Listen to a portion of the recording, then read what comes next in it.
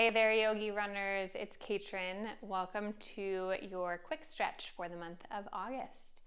So we're going to focus on stretching that's really going to cool down the system because it's August and it may be very hot, perhaps very humid.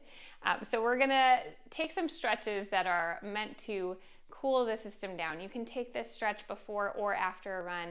It may feel particularly great after a run when you are feeling overheated, perhaps needing that cool down. So you're going to come to the back of the mat. If you've got a mat, you don't need one. You're going to take a nice deep inhale. And as you exhale, bend into the knees slightly and find a forward fold. So you can keep a bend in the knees here if this feels good. Really seeing if you can draw the chest towards the thighs. So the bend in the knee may be quite deep here. Tuck the chin into the chest. Focus on drawing the crown of the head down towards the mat.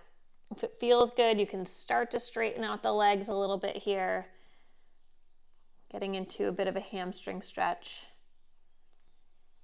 And you can keep the hands by your sides for some balance, or you can grab opposite hand to opposite elbow. You can always separate the feet a little bit here for a little bit of extra stability.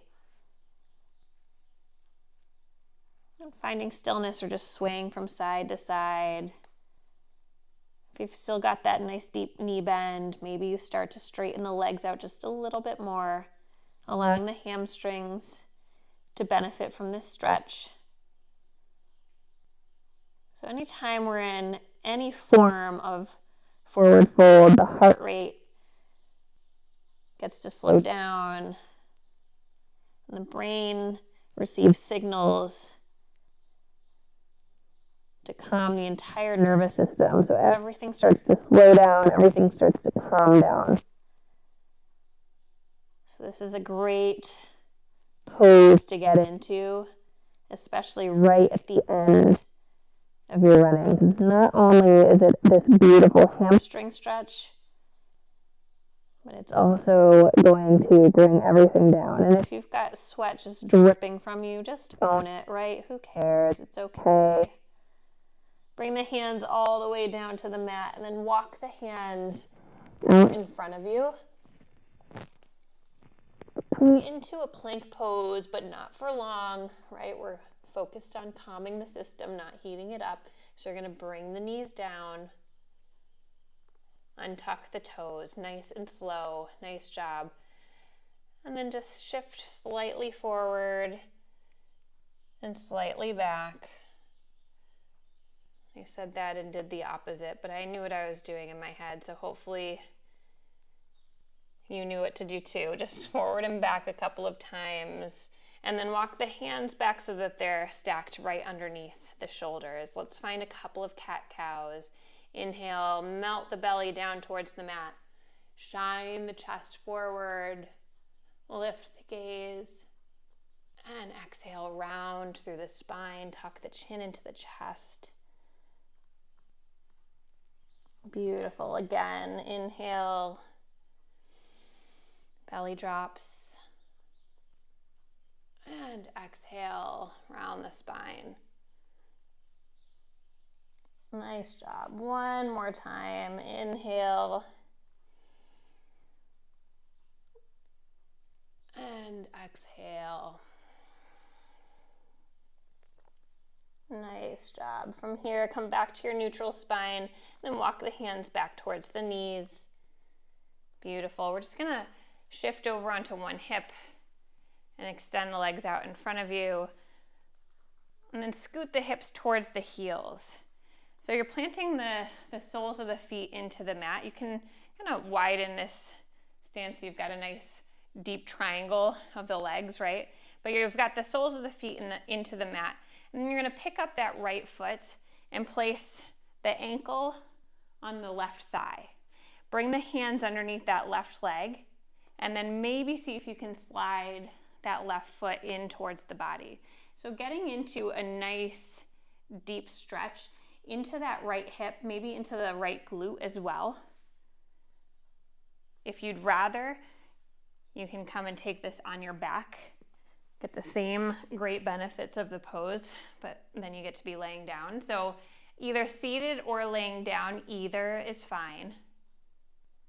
If you feel like you've got just a little bit more hip flexibility, you can take that right elbow and just kind of nudge it into your right knee crease to help open up that hip even further. Couple more breaths, whether you're lying down or upright.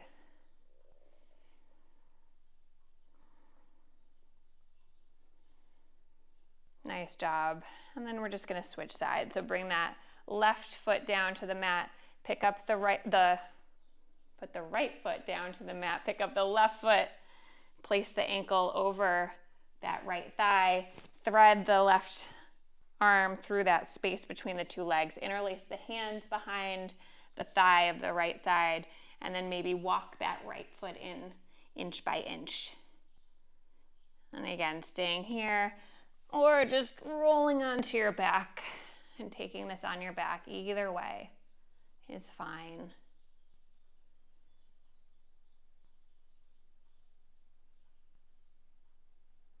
You can use that left elbow to gently nudge the knee away from the torso to get a little bit of a deeper stretch here. Nice job. Slowly release. If you're not already on your back, roll your way down. Uncross the legs, hug the knees into the chest. Give yourself a nice squeeze here. Let's end with a spinal twist. So keep that right leg hugged in, send your left leg along the length of the mat, and then just cross that right knee over the body. Bring the right arm out like a T, gaze falls over those fingertips. That left hand can gently rest on top of the right knee to act as a gentle assist here. Couple of breaths.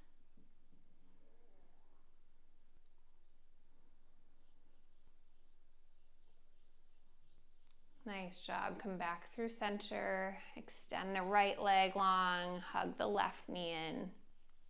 Give yourself a little squeeze here. And then cross that knee over the body. Bring the left arm out like a T. Send the gaze over those fingertips. This time the right hand can just rest on top of that left knee, acting as a little bit of an anchor to draw the knee further down towards the earth.